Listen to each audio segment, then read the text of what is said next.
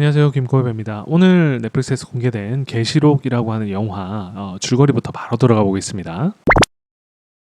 자, 지역에서 아주 영세한 교회를 이렇게 꾸려나가고 있는 목사 성민찬이 등장을 합니다. 저는 개인적인 느낌은 약간 직장인을 보는 것 같았어요. 정말 성실하고 주변 사람들한테 잘 챙기고 자기가 맡은 거 열심히 하는 좀 어리버리하기도 하고 그런 성민찬이라고 하는 목사가 운영하는 교회가 있는데, 여기에 신도인 소녀 신아영이 허겁지겁 비 오는 날에 뛰어 들어옵니다. 근데 그 신아영이라는 소녀를 따라 들어온 노리고 들어온 이 악인이죠. 권양래라고 하는 전자발찌찬 성범죄자예요. 이 친구가 뛰어들게 되고 성민찬과 이제 엮이게 되면서 생각지도 못했던 의심과 오해에서 비롯된 사건들이 계속 점층하면서 그 가운데 성민찬이 어떤 행동을 보여주는지 이런 거를 보여주는 영화인데, 제목에서도 나오듯이 계시록, 뭔가 약간 초자연적이기도 하고 우리가 현실 세계에서 잘 설명하기 어려운 거를 성민찬의 관점에서 보면 자꾸 느끼게 돼서 그게 가미되면서 이 사건들이 어떻게 점층되어 가는가가 이 영화의 주된 줄거리입니다. 거기에 더해서 이연희라고 하는 강력계 형사, 그 권양래와 철저히 악연인데 그 몇 년에 걸친 그 악연이 또 다른 서브로 맞물리면서 이 영화가 끝으로 갈수록 이 두 개의 축이 교차되면서 점점 커지는 구조입니다. 그러니까 영화를 보는 내내 성민찬이 권양래와 엮이면서 벌어지는 사건들에서 이 성민찬이 보이는 행동 그리고 선택, 이게 다음은 어떤 선택을 할까? 저게 맞나? 저게 나라면 어떨까? 저게 옳은가? 이런 생각 계속 하게 하는 영화이고, 이연희라고 하는 인물이 또 중간에 끼어서 어떻게 보면은 성민찬이 보이는 행동들과는 좀 다른 결로 권양래라고 하는 악에 대응하는 모습들이 보이거든요. 그러니까 이 두 인물이 좀 섞이는 것이 어떻게 보면 이 영화의 장점이자 저는 단점인 것 같아요. 그러니까 개인적으로는 성민찬의 위주로 끌어갔던 전반부는 호였거든요. 예를 들면 이런 거죠. 세 가지 질문들, 분기점이 또 등장을 하는데 첫 번째 질문은 이런 거예요. 그러니까 누가 봐도 저놈 나쁜 놈이야, 사악한 뭔가 범죄자야, 권양래. 저런 놈은 죽어 마땅해 라고 하는 거가 한쪽 심리잖아요, 보통 사람들은. 근데 의심과 오해로 인해서 우발적으로 성민찬이 스포입니다, 여기서부터는. 여기까지 듣고 밀어보시고 갔다 오시고. 성민찬이 권양래를 죽이게 되는데, 저것도 죽인 걸로 보여요, 첫 번째 분기점에선. 그러면 이 사악한 놈은 죽어도 마땅해. 아니야, 그래도 법으로 해야지.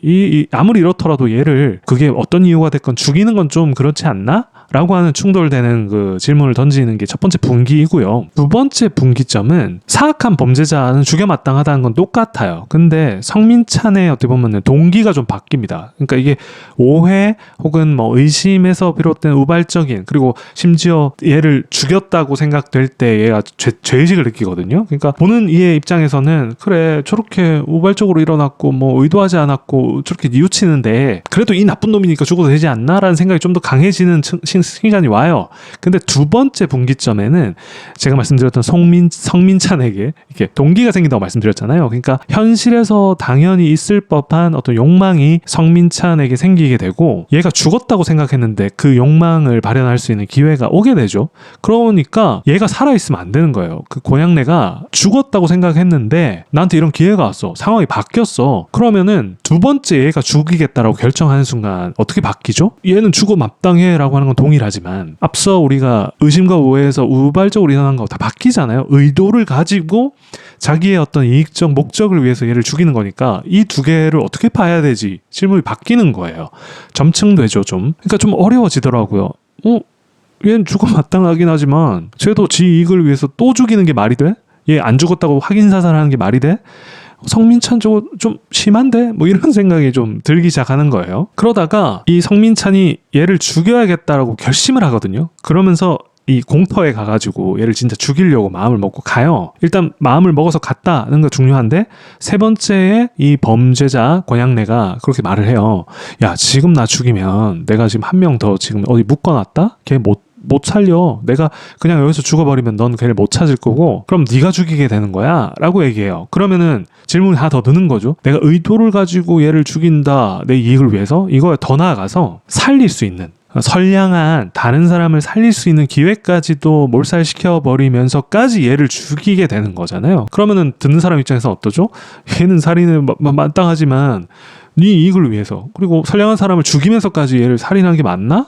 라고 또 약간 다른 계속 변주된 질문들을 계속 던지는 거예요. 그러니까 도덕적으로 어떤 게 맞지라는 생각들을 계속 하게 만드는 게 흥미로운 거죠. 거기에 더해서 여기서는 계시록이라고 하는 제목에서도 느껴지듯이 살인을 하거나 이런 전후 과정에서 성민찬이라고 하는 인물이 목사이지 않습니까? 그러다 보니까 마치 이거는 하느님이 나한테 이 나쁜 놈을 죽여 마땅해라고 계시하는 것 같은 현상들이 일어나요. 그러니까 성민찬 입장에서는 내가 죽이는 게 맞아, 아무리 질문이 점층되더라도 난 얘를 죽이는 게 정당해 라고 이 전후에 일어난 계시를 이 자신의 어떤 살인 그리고 죄의식을 없애버리는 데 사용해요. 이거를 정당화하는 거죠. 이 정당화하는 행위가 100번 나쁜 행위이지만 보는 사람들 입장에서는 나라면 안 저럴까? 예를 들면 안 그러겠지만 그 계시록하고 맞물리면서 어떻게 보면 누구나 현실적인 고민 갈등으로 영화적인 상상이기에 거기에 자기를 빗대서 생각해 볼 수가 있다고요.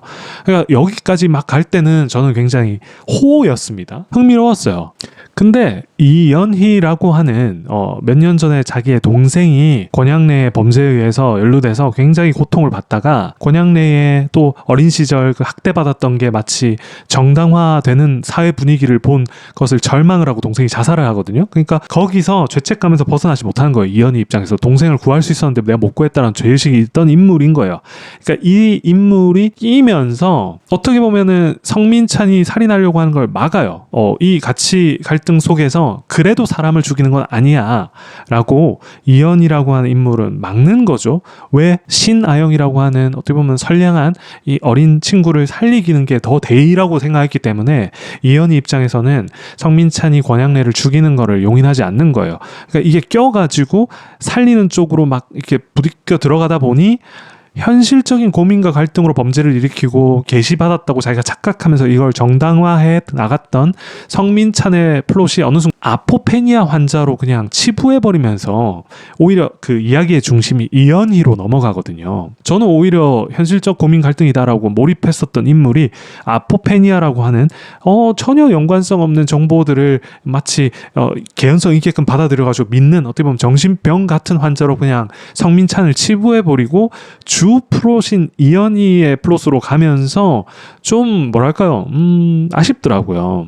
그러니까 저렇게 도구적으로 미칭광이로 그냥 치부해버리고 이연희가 마치 동생에 대한 죄책감을 덜어내기 위해 신하영을 살리는 흐름으로 가는 게 마지막에 가서는 더더군다나 이 외눈박이라고 하는 단서를 찾는 과정까지 곁들여지다 보니까 좀 막 오그라들더라고요. 그 아버지가 마치 막 설명하듯이 막 말해주는 장면들 나오고 마치 그냥 이 현실적 번뇌, 고민, 복합적인 이거 다 날아가고 뭔가 사연을 다시 돌파해 나가는 인물로 서사가 끌어가다 보니까 이렇게 그냥 아포페니아 환자로 성민찬을 그냥 끌어내리고 이렇게 종결 짓는 게 맞나? 차라리 현실적 고민 갈등으로 인한 이거를 막 정당화한 성민찬이 완전 범죄를 꿈꿔서 이걸 덮고 형사인 강력계 이현이라고 하는 인물이 오히려 성민찬 그리고 신하영을 살리기 위해서 활약을 하고 성민찬의 어떻게 보면은 정당화될 수 없는 저 행위를 파헤치고 그와 맞서는 걸로 오히려 가도 더 좋지 않았을까? 뭐 그런 좀 생각이 들더라고요. 그래서 이게 소재도 좋고 중간까지 이렇게 흐름을 여러 질문들을 계속 복합적으로 던지는 것들이 굉장히 좋았는데 그게 이걸 섞으려고 하는 좀 욕심이었나라는 생각, 저는 그렇게 느껴지더라고요. 그래서 좀 아쉽다, 뒤로 갈수록 좀 힘이 빠진다라는 생각이 많이 들었습니다. 네. 그래서 모처럼 연상호 감독님 좋아하는 감독님인데 전체적인 분위기, 그리고 류준열 배우 그리고 신현빈 배우도 평소답지 않게 굉장히 어둡게 그리고 사연을 잘 해석을 해서 표현하시는 방식이 너무 좋아가지고 배우들의 어떤 열연을 보는 재미는 확실히 있었던 영화고, 연상호 감독님 특유의 그 어두운 분위기 속에서 좀 신비스럽다 싶을 정도의 어떤 종교적인 이런 모티브도 활용하시는 것도 되게 인상적이었어요. 다만 이 플롯을 풀어낼 때 오히려 개인적으로, 지극히 개인적으로는 좀 말미에 풀어가는 방식들이 좀 아쉽다라고 느꼈습니다. 그래서 몰입이 좀 깨졌다. 근데 여러분들은 또 어떻게 느끼실지 되게 궁금하거든요. 그래서 요거를 한 사람의 의견이다라고 생각해서 기준점으로 한번 생각해 보시면서 그 의견들 자유롭게 댓글로 남겨주시면 감사할 것 같습니다. 그래도 모처럼 뭐 그 넷플릭스에 등장한 그 또 유명한 감독님의 또 작품이지 않습니까? 그래서 요거 금토일 주말 동안 복싹 속았수다 보시고 요것도 한번 같이 보시면은 또 재밌을 것 같다. 전 나쁘지 않을 것 같다. 그래서 요거 한번 보시면서 여러 생각해 보시기를 권합니다. 긴 영상 시청해 주셔서 감사하고 구독, 좋아요, 알림 꼭 좀 부탁드리면서 다음 영상에서 또 뵐게요.